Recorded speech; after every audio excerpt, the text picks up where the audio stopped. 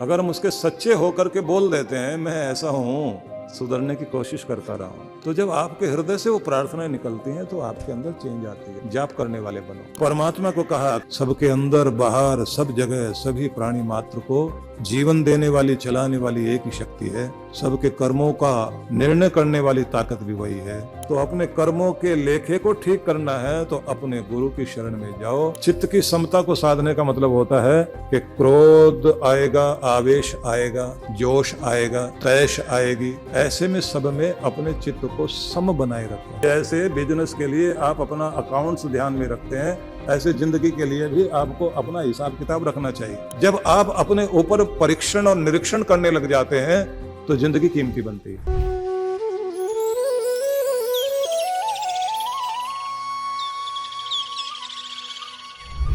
तो कुछ लोग इतने जिद्दी हैं, कुछ ने तो गाड़ी पे लिखवा रखा और कुछ ने माथे पे लिखवा रखा है कि तुम बोलते रहो, हम तो जैसे वैसे रहेंगे, हम नहीं सुधरने वाले। तो जो नहीं सुधरते उनको वक्त सुधारता है, परिस्थितियां सुधारती हैं, फिर भी नहीं सुधरे तो लगातार फिर सजा भोगनी पड़ती है। इसलिए परिवर्तन लाइए। तो भगवान हमारे अंदर हैं, बाहर हैं, सब कुछ जानते हैं। सब कुछ जानने के बाद भी ये मजे की बात है कि फिर भी वो हमें प्यार करते हैं। कोई भी किसी को कमी को जान लेना, भले कमी हो या ना हो, झूठी मोटी भी कोई बता दे इस आदमी में तो ये बहुत बड़ा दोष है, ये तो ऐसा है, और वो हो भी नहीं वैसा, झूठ मूठ में प्रचार कर दे कोई, तो भी हम लोगों का ध्यान उसके प्रति प्रेम वाला नहीं रहता, शंका वाला हो जाता है। इज्जत करना छोड़ देंगे, पास बैठना छोड़ देंगे, भरोसा करना छोड़ देंगे। लेकिन जिसको हमारे रग रग मालूम है और उसके बाद भी हमें प्यार करे, उससे बड़ा प्यार करने वाला कोई हो सकता है? तो वो तो भगवान ही है ना, वो तो परमात्मा ही है, हमें इतना कुछ जानता है। इसीलिए कहते हैं मैं खोटा हूं या खरा, अच्छा हूं या बुरा, जैसा हूं तेरा हूं भगवान, मुझे स्वीकार कर ले और निभा ले। किसी एक संत के बारे में आता है ना, एक फकीर थे तो अपनी इबादत करते थे और सब्जी बेचते थे, क्योंकि और कोई काम उनको समझ आया नहीं। उनको लगा कि लोगों की दाल रोटी चले, सब्जी रोटी खाएं लोग, तो हम थोड़ा सा यही व्यापार कर लेते हैं और अपनी इबादत भी करते रहते थे। तो जिंदगी में कुछ लोग बहुत समझदार होकर भी भोला जीवन जीते हैं। तो उन दिनों खोटे सिक्के भी चलते थे। अब नकली नोट लोग जो है धोखा देने के लिए प्रयोग कर लेते हैं। उन दिनों नकली खोटे सिक्के लेकर आते थे।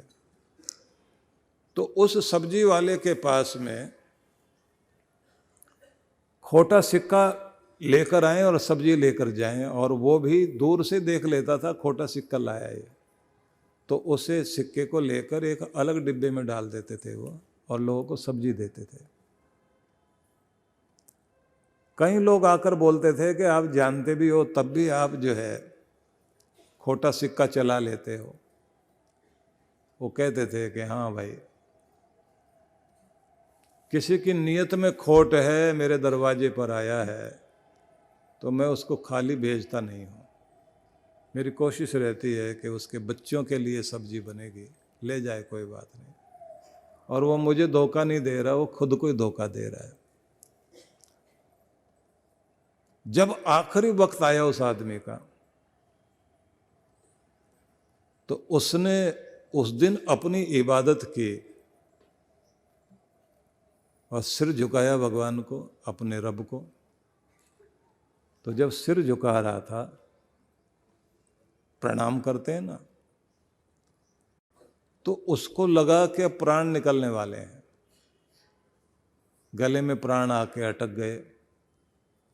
तो उसने क्या प्रार्थना की, मुंह से निकल रहा था, मैंने पूरी जिंदगी खोटे सिक्के चलाए, मेरे रब मेरे मालिक, एक खोटा सिक्का मैं भी हूं, मुझे भी चला लेना। तो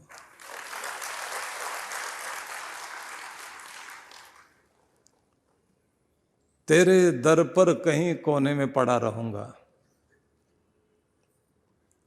निभा लेना। मैंने पूरी दुनिया में तेरे खोटे सिक्के निभा लिए, क्या एक मुझे नहीं निभाएगा? मुझे भी निभा लेना। और ऐसे कहते कहते शरीर लुढ़का और उसी के साथ उसका वो डिब्बा भी खोटे सिक्कों का लुढ़क गया जमीन पर। इतने सारे खोटे सिक्के चलाए मैंने, एक खोटा सिक्का तू भी निभा ले। तो वो तो बहुत प्यार करने वाला है ना भगवान। तो अगर हम उसके सच्चे होकर के बोल देते हैं मैं ऐसा हूं, सुधरने की कोशिश करता रहा हूं, ठीक होने की कोशिश करता रहा हूं, पता नहीं कौन कौन से कर्म मेरे जो है मुझे दुख दे रहे हैं, मेरी मैल गल जाए, मेरी जिंदगी में सुधार हो जाए, मुझे तो निभा, मुझे तो उठा। तो जब आपके हृदय से वो प्रार्थनाएं निकलती हैं तो आपके अंदर चेंज आती है। और अगर आप प्रार्थना वाले ही नहीं हैं तो फिर परिवर्तन कहाँ आएगा? इसलिए प्यारे परमात्मा के लिए अब आपको कुछ चीजें करनी जरूरी हैं। एक तो अपने मंत्र जाप को साधें, जाप करने वाले बनो। जाप करने वाले बनने का तरीका क्या है? बोलकर जाप करना, फिर होठ हिलते रहें ऐसे जाप करना, फिर मन मन में जाप करना, फिर हृदय में प्रेम लेकर के जाप करना। ऐसे जैसे हृदय में अनेक तरंगे उठ रही हैं प्रेम की कि तू कितना प्यारा है प्रभु। कभी माँ बनकर सामने आता है और मेरे सारे रिश्ते निभा जाता है। कभी रक्षा करने के लिए पिता बनकर आता है, जैसे पिता का खजाना खाली भी हो तो भी अपने बच्चों के लिए कभी खाली नहीं होता। तो भी मेरे कर्म अच्छे हैं या नहीं हैं, पर तेरी देन में कभी कमी नहीं रहती। मैं तेरे प्रेम वाले रूप को याद करता हूँ और अपने प्रभु को प्रेम से याद करना हृदय में, और फिर अपने कंठ से याद करना। तू मेरा ज्ञान, मेरा व्यवहार, मेरी शक्ति, मेरा सब कुछ तू ही है। शपथ पूर्वक, नियम पूर्वक मैं तेरा नाम जपता हूँ। ऐसे भावपूर्वक कंठ से जाप करिए और फिर आज्ञा चक्र में ध्यान लगाकर नाम जपिए। जहाँ आप चित्त में स्थिर होकर, शांत होकर महसूस करें मेरे श्वासों में परमात्मा का नाम चल रहा है, मेरे रोम रोम में भगवान का नाम चल रहा है, मुझे कानों में भी प्रभु की ध्वनि सुनाई दे रही है, मुझे आँखों में भी हर जगह दृश्यों में भगवान दिखाई दे रहे हैं, उसी का नाम लिखा हुआ दिखाई देता है, आसमानों में उसी का नाम लिखा दिखाई दे रहा है। मेरे भीतर बाहर वही तो है। और स्वयं को स्थिर करते जाएं और फिर प्रभु की कृपा को अपने ऊपर बरसते हुए महसूस करें। तो इसे कहते हैं नाम जपने की प्रैक्टिस करना। तो समझ में आया आपको कि नाम जपना कैसे करना है।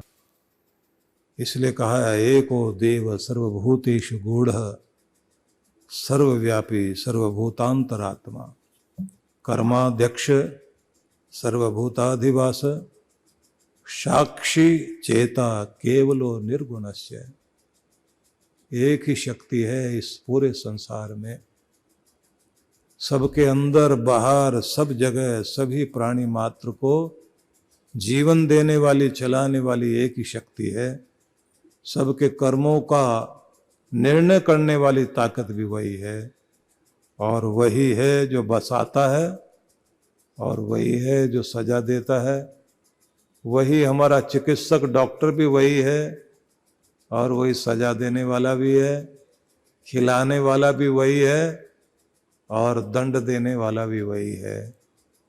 वही फूलों को भी सजाता है और वही हमारी शक्ल भी बिगाड़ने का काम कर देता है। बचपन में कितने सुंदर थे, बुढ़ापे में कैसा बना देता है। तो कौन बना रहा है? कर तो वही रहा है। वो कहता है मैं तुम्हारी शक्ल को सुंदर भी बनाता हूँ और इस पर ज्यादा अकड़ना मत, फिर ऐसा कर दूंगा तू खुद ही नहीं अपने को पहचान पाएगा। तो ऐसा कर देता है ना। जिनके पीछे दुनिया दौड़ती थी अब उन्हें पहचानने वाला कोई नहीं, फुटपाथ पे गिरा पड़ा आदमी। परमात्मा को कहा कर्माध्यक्ष सर्वभूताधिवास, प्राणियों के भीतर बैठा हुआ, तुम्हारे कर्मों का निरीक्षण करता हुआ और तुम्हारे कर्मों का फल देता हुआ, वही मालिक सब जगह है। साक्षी चेता केवलो निर्गुणस्य, साक्षी बनकर विटनेस बन के बैठा है, कर्मों को देख रहा है। तो अपने कर्मों के लेखे को ठीक करना है तो अपने गुरु की शरण में जाओ। और कर्म तो रात दिन कर रहे हो, लेकिन कर्मों के लेखे को भी ठीक करने के लिए कुछ थोड़ा समय निकालना शुरू करो कि जिससे ये जन्म भी सुधर जाए और अगले जन्म भी सुधर जाए। इसकी कोशिश करनी चाहिए। तो एक तो हो गया मंत्र जाप सीखना और साधना, उसके बाद आता है चित्त की समता को साधना। चित्त की समता को साधने का मतलब होता है कि क्रोध आएगा, आवेश आएगा, जोश आएगा, तैश आएगी, ऐसे में सब में अपने चित्त को सम बनाए रखें। चित्त को कहा गया है कि हमारा जो चित्त है, जो हमारा मेमोरी बैंक है, वो एक तालाब की तरह है, सरोवर की तरह है। उसमें हर समय लहर उठती रहती है और दो तरह की लहर उठती हैं, एक दूसरे से विपरीत, कभी क्रोध की, कभी शांति की, कभी प्रेम की, कभी घृणा की, कभी आशा की, कभी निराशा की, ऐसी तरंग उठती रहती है। कि जब आप अपनी भक्ति में आगे बढ़ते हैं तो चित्त को साधते हैं आप। और अगर आपको क्रोध भी करना पड़े तो क्रोध को आप अपना अस्त्र तो बनाते हैं, उसका उपयोग तो करते हैं, दुरुपयोग नहीं करते। क्रोध आ जाना बुरा नहीं है, क्रोध का टिका रहना भी बुरा है, और गलत तरीके से क्रोध करना वो भी बुरा। अरिस्टोटल एक बहुत बड़े फिलोसफर हुए, उनका एक वाक्य बड़ा अद्भुत है। सही मात्रा में, सही व्यक्ति पर, सही समय पर और सही ढंग से जिसे क्रोध करना आ गया, उसका क्रोध भी उसके लिए वरदान बन जाएगा। और ये भी एक बात है, अच्छे आदमी का क्रोध पानी पर खींची हुई लकीर की तरह होता है।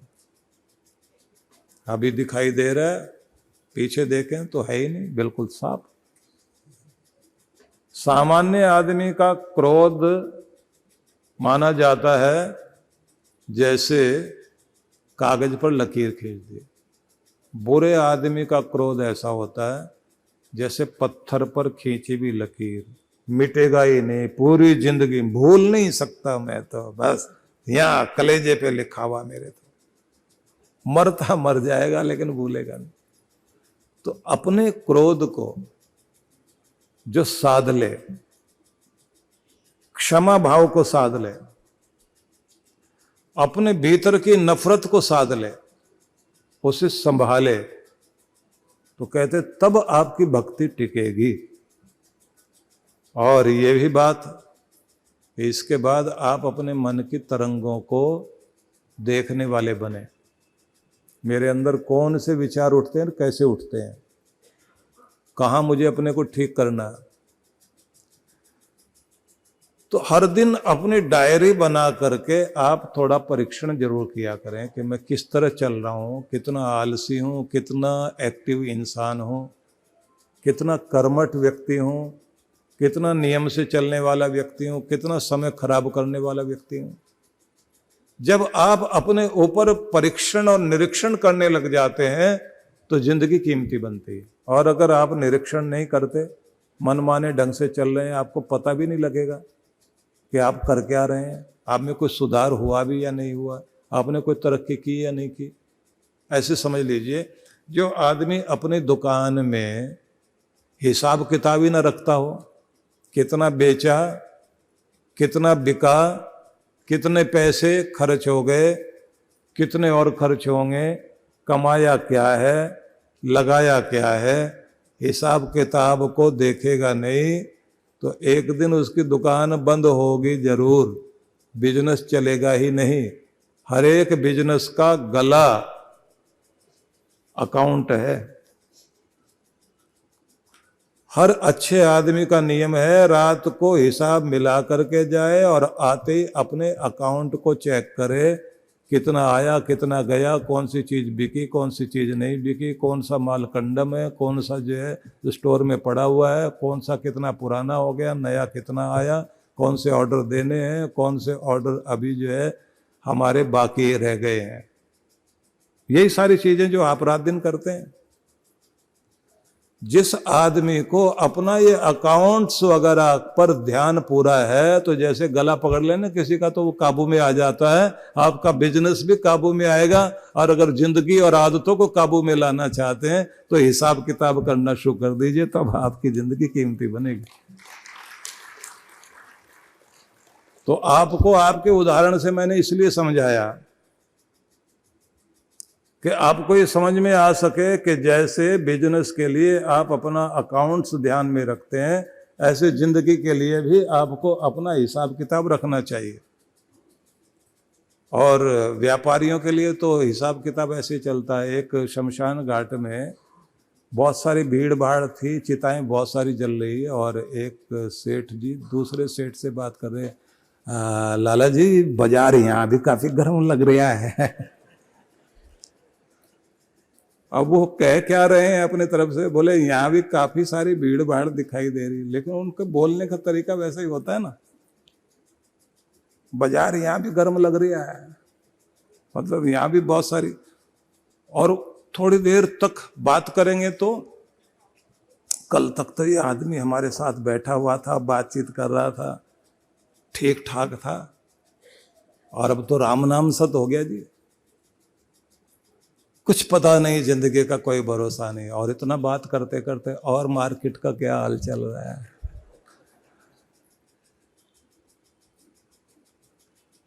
2 मिनट के लिए हमारे मन के अंदर भगवान का ध्यान आता है, वैराग्य के भाव आते हैं, उसके बाद फिर मार्केट पहुंच जाते हैं। तो जो आदमी अपना लेखा जोखा देखता रहता है वही अपनी जिंदगी को कीमती बनाएगा। और जिस आदमी को हिसाब करना ही नहीं आता तो समझ लीजिए उसका तो दुकान भी बंद होगी, सिर पर कर्जा भी आएगा, उसके बाद में जाए और पत्री दिखाता रहे पूरी जिंदगी, पता नहीं कौन सा ग्रह मेरे सिर पे बैठा हुआ है। अब खोपड़ी में जो है ना, जो बैठना चाहिए वो नहीं बैठता, सारे ग्रह नक्षत्रों के बारे में दोष देता है, ग्रह नक्षत्र हमारे खिलाफ हैं। ग्रह नक्षत्र खिलाफ नहीं है भाई, आप ही अपनी जिंदगी के खिलाफ है। आप भीतर ठीक करिए, ग्रह नक्षत्र तो कृपा करने के लिए तैयार खड़े हुए हैं, वो तो दया करने के लिए तैयार हैं। तो इसलिए मन को, चित्त की समता को साधना है और मन की तरंगों को देखना है कि मैं किस तरह का सोचने वाला, कैसी आदतों वाला व्यक्ति हूँ। यहाँ से आध्यात्मिक यात्रा शुरू होती है। तो यहीं से कहा जाता है कि चौकीदार अगर जागा हुआ है तो चोरी नहीं होगी, जागरूक होकर के चलोगे तो बुद्धि गड़बड़ नहीं होगी, गलत तरफ जाओगे नहीं। अपने को रोकना और अपने आप को टोकना, अपने ब्रेक का इस्तेमाल करना, अपने आप को समझाना, अपने लिए योजना बनाकर चलना। जो आदमी करता रहता है वो कभी भी गलत रास्ते पर जाएगा नहीं, धोखा खाएगा नहीं और दुखी होएगा नहीं। महाराष्ट्र के अकोला में परम पूज्य सद्गुरुदेव श्री सुधांशु जी महाराज के पावन सानिध्य में 4 दिवसीय विराट भक्ति सत्संग दिनांक 19 से 22 फरवरी 2026। कार्यक्रम की रूपरेखा 19 फरवरी शुभारंभ सायं 4 से 6:30 बजे। 20 से 22 फरवरी समय प्रातः 9 से 11:30 बजे, सायं 4 से 6:30 बजे। विशेष मंत्र दीक्षा कार्यक्रम 22 फरवरी 11:30 बजे। स्थान श्री गौरक्षण संस्था प्रांगण, गौरक्षण रोड, अकोला। आयोजक विश्व जागृति मिशन, अकोला मंडल, महाराष्ट्र। संपर्क सूत्र आप सपरिवार सादर आमंत्रित हैं।